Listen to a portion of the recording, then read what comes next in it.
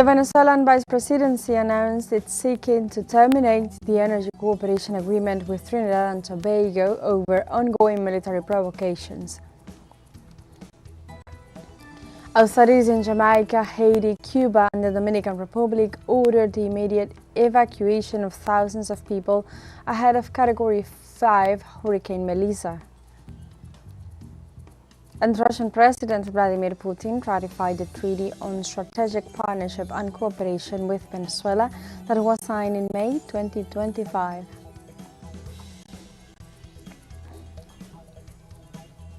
Hello and welcome to From the South. I'm Alejandra Garcia from teleSUR Studios in Havana, Cuba. We begin with the news.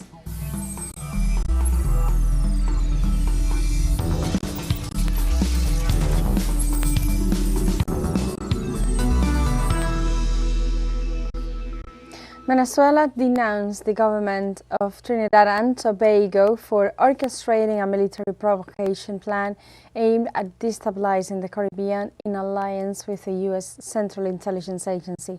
The strategy, as outlined in the executive report, appears to be a deliberate attempt to create a justification for military aggressions against Venezuela. This would represent a blatant violation of the Caribbean people's sovereignty and peace, and in this context, the Venezuelan authorities urged the international community to maintain a firm stance against the interventionist actions of the United States against the countries of the region, which, under the excuse of combating drug trafficking, have attacked fishing boats from various Caribbean countries. The denunciation emphasizes Venezuela's willingness to defend its territorial integrity and its right to self-determination in the face of a new U.S. interventionist maneuver.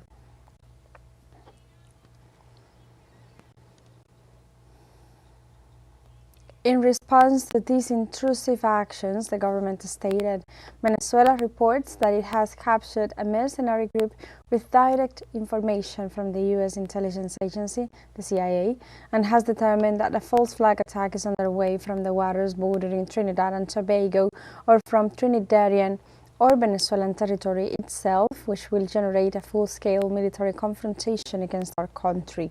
The statement continues, this policy of surrender and betrayal of the constitutional principles of Trinidad and Tobago has ended up hitting the very people of Trinidad.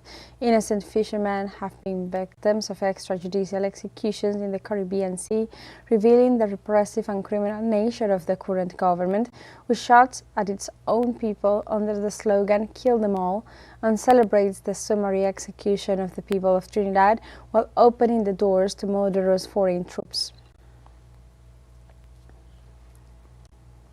In this context as well of Trinidad and Tobago complicity with U.S. aggressions against Venezuela, the Vice President of this country and Hydrocarbons as well, Minister Delcy Rodriguez, announced that she will ask President Nicolás Maduro to terminate the energy cooperation agreement with Trinidad and Tobago. This management, both from the ministry and its operator, PDVSA, have decided to propose to President Nicolás Maduro the immediate termination of the framework agreement for energy cooperation between the Republic of Trinidad and Tobago and the Bolivarian Republic of Venezuela, which was signed in 2015 with a term of 10 years, automatically renewed in February of this year for an additional 5 years, and Article 13, Number 3, gives either party the authority to terminate this agreement. The current government of Trinidad and Tobago's collaboration with the militarization of the Caribbean by U.S. forces leaves the country increasingly isolated in a region that demands peace and respect for international law. Governments and peoples of Caribbean countries have denounced the intimidating maneuvers of the Department of War and the constant threat against the Bolivarian Republic of Venezuela. The influential Trinitarian politicians and former Minister Keith Rowley has expressed his deep rejection of Kamla Persad-Bissessar's decision, describing it as a grave, dangerous and irresponsible. The former premier gave a detailed account of how he and other Caribbean leaders have maintained a firm stance against the interference of powers in the region. I am so disturbed about this. You will recall, not too long ago, there was a situation where the United States government led arguments, OAS and the European Union, about regime change in Venezuela. And it got very heated, and it got to the point where people were expecting physical action. The European Union had given Maduro 8 days to leave office. The Canadians had said to us in CARICOM, time for talk over. And our question was, time for what now? And of course, the United States had its view on Venezuela. And the details, you carried it in your media, you know all about it. How did Trinidad and Tobago react to that situation? Trinidad and Tobago, as a leader in CARICOM on that matter, took a leadership role to preserve the Caribbean as a zone of peace. And we headed to New York. The Prime Minister of Barbados and myself, we went to the office of the Secretary General of the United Nations to take a different position on the Venezuelan issue. And the United Socialist Party of Venezuela, PSUV, supports the Bolivarian government's condemnation of a false flag attacks that are underway in the region to justify direct aggressions against the South American nation. The Venezuelan government has denounced several attempts at false flag attacks linked to the deployment of U.S. military personnel in the Caribbean region. In this context, the first Vice President of the United Socialist Party of Venezuela, Diosdado Cabello, also outlined the ongoing initiatives undertaken by the government to ensure national defense and security for all Venezuelans without exclusion. Additionally, he provided an assessment of the peace marches held this Monday across several eastern states of the country. And we stay in Venezuela. In the state of Sucre, in eastern Venezuela, mobilization for peace and against war takes place.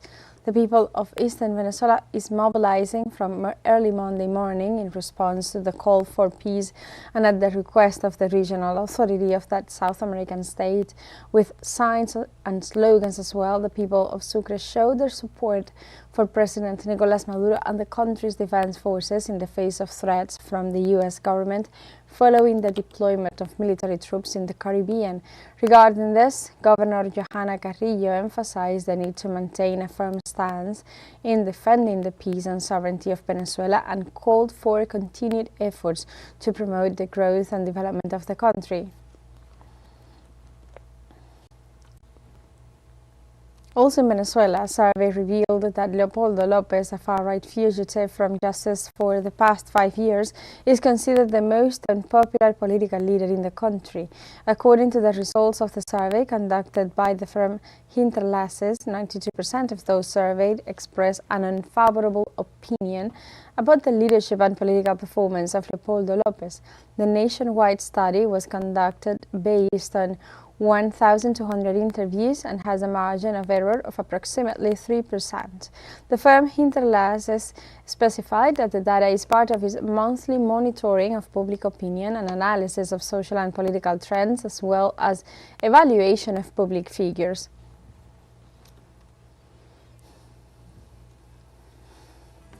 And now we have a short break coming up, but first remember you can join us on TikTok at teleSUR English, where you'll find news in different formats, news updates and much more. We'll be right back. Stay with us.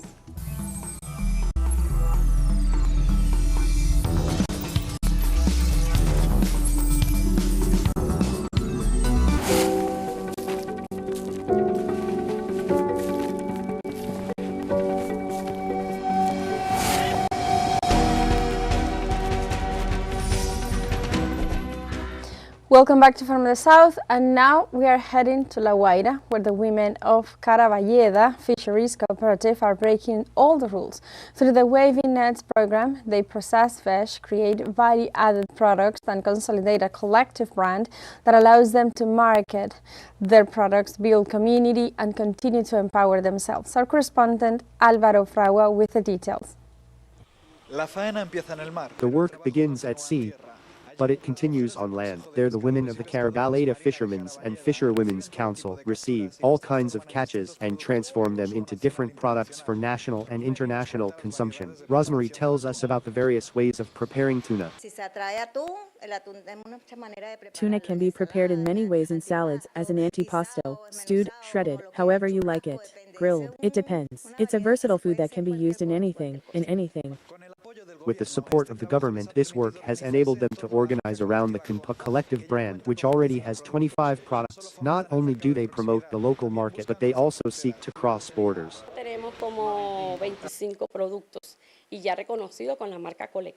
Right now we have about 25 products that are already recognized by the collective brand, which is Kumpa, and that helps us to market them in a car market, and for it to be exported is our great dream.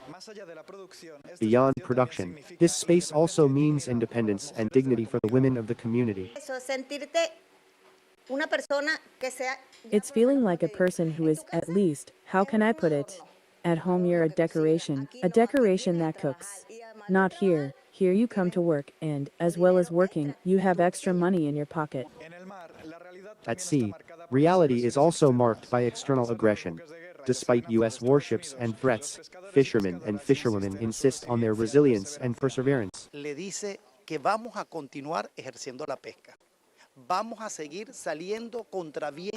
We will continue to fish. We will continue to go out against all odds. We will not stop. We are producing. We have awareness.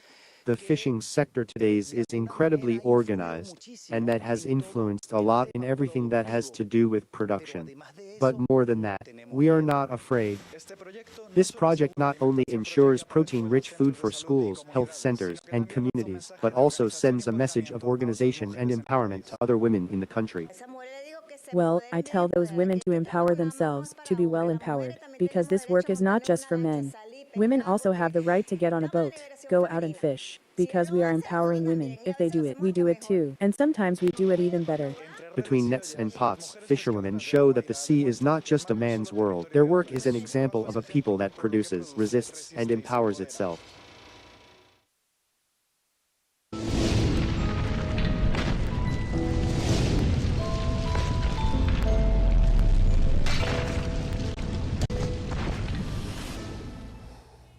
And the Caribbean is on alert due to Hurricane Melissa, which has now reached Category 5. The authorities in Jamaica, Haiti, Cuba, and the Dominican Republic ordered the immediate evacuation of thousands of people to safe locations in anticipation of heavy rains, flooding, and the risk of storm surges and landslides as well. As it approaches Jamaica, the weather system is recording winds of up to 260 kilometers per hour as a precautionary measure. The Jamaican government set up 881 shelters, closed all airports, and evacuated the capital Kingston and other cities. For its part, the Cuban government will evacuate more than 250,000 people in Santiago de Cuba and has declared a maximum alert in 4 other provinces of the island. Hurricane Melissa has killed so far 3 people in Haiti and 1 in the Dominican Republic. Both countries have ordered the evacuation of nearly 500,000 people.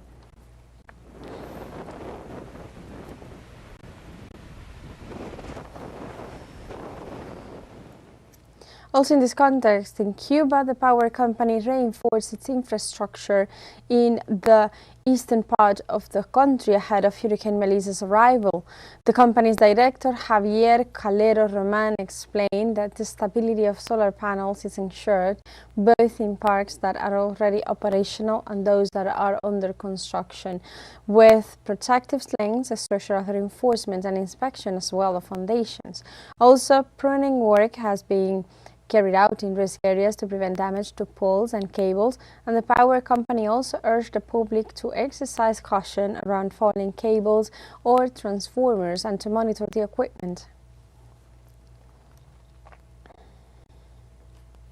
And we continue with more information about Hurricane Melissa. Our correspondent Crystal Hoyden brings us more details on the risk facing Jamaica and the protective measures adopted by the government. Jamaica is facing what could be one of its most dangerous storms in recent years as Hurricane Melissa rapidly intensifies south of the island, Prime Minister Andrew Holness addressed the nation on Sunday night with a stark warning. Based on current assessments, all of Jamaica will likely be affected by hurricane conditions, meaning heavy rains and winds above 100 miles per hour. It is also likely that hurricane conditions could linger over Jamaica due to the slow-moving nature of this system. The Prime Minister highlighted the serious dangers ahead, pointing to widespread flooding, landslides in high-risk zones. He made clear that some communities are especially vulnerable. Low-lying areas, coastal areas, river courses, gullies, and other waterways will overflow either from excess rain or storm surges. Extended rainfall and heavy rainflows will also trigger landslides in hilly areas. Buildings and activities in or along those waterways or hillsides will be at high risk of damage, complete displacement, and loss of life. Hurricane winds will most certainly damage roofs and compromise some structures. In response, the government has triggered national disaster protocols, granting emergency powers, activating shelters, and preparing for large-scale evacuations. We have issued an order under the Disaster Risk Management Act declaring the entire island of Jamaica a threatened area. This provides us with the legal framework to take all necessary measures to safeguard lives and property during the hurricane. All our national agencies, ODPEM, the JDF, the JCF, the NWA, and our first responders are on high alert. Shelters have been prepared, supplies pre-positioned, and emergency teams are standing by across the island. Hurricane Melissa is expected to make landfall on Tuesday as a catastrophic Category 5 hurricane. Crystal Hoyt, teleSUR, Barbados.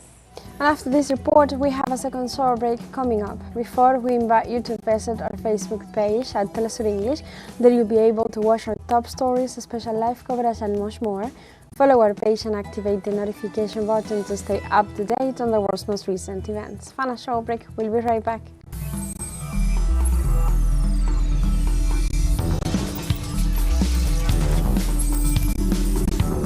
Welcome back to From the South. On Sunday, Cuban Prime Minister Manuel Marrero Cruz arrived in Riyadh, the capital of Saudi Arabia, where he was received by Prince Mohammed bin Salman. During a meeting in the State Protocol Room, the Cuban diplomat thanked the country for its support in developing key social programs and in the fight against the blockade imposed by the United States against Cuba. The Cuban delegation will participate in the 9th Future Investment Initiative Conference, which will bring together more than 5,000 leaders from 90 countries in the Saudi Arabian capital from October 27th to 30th. In addition, Marrero Cruz will hold bilateral meetings with senior Saudi authorities in a context of growing cooperation between the two countries in the areas such as trade, health, culture, and financing for development.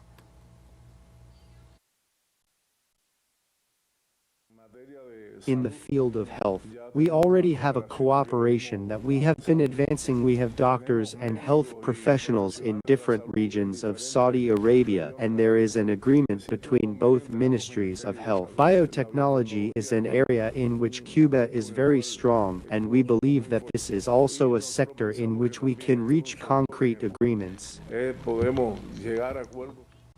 And also, Russian President Vladimir Putin ratified the Treaty on Strategic Partnership and Cooperation with Venezuela that was signed in May 2025.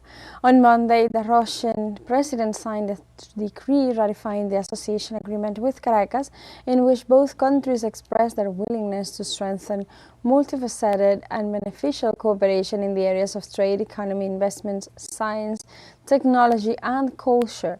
In addition, the treaty expands bilateral interaction on security and denounces racism, genocide, and other crimes. The document also states that Venezuela and Russia opposed coercive extraterritorial measures that constitute a flagrant violation of the United Nations Charter. The treaty will be in effect for 10 years.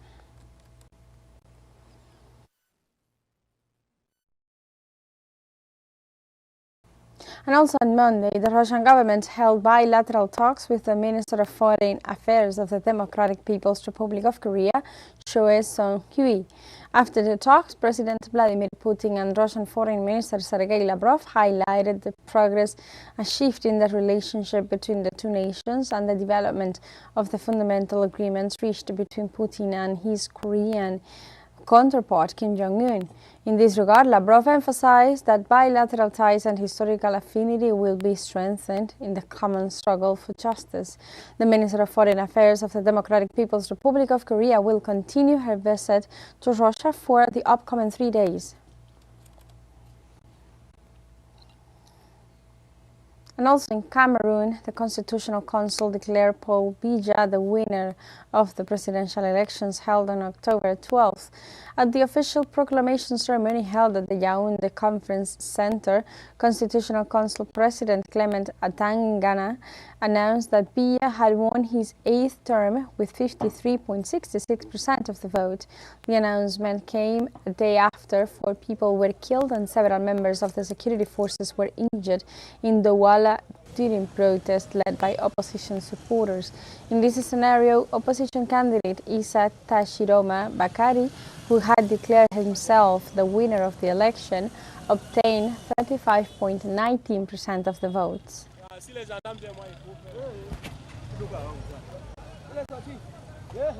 And in the United States, the government shutdown, now in its 26th day, threatens to leave millions of low-income people without food stamps or with reduced assistance. On Sunday, the Department of Agriculture reported that the well has run dry, meaning they will no longer have the resources to guarantee food aid to low-income populations. In this scenario, food aid will not be distributed starting in November, putting more than 46 million people at risk. The Supplemental Nutrition Assistance Program is used by 1 in 8 people in the United States and plays a vital role in many family budgets for food purchases. Most of those affected by the cuts would be women, elderly people, and also children.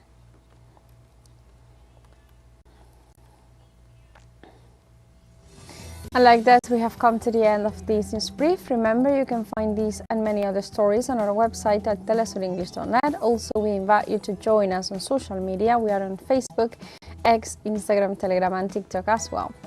This is all for the moment. I'm Alejandra Garcia. Thank you very much for watching.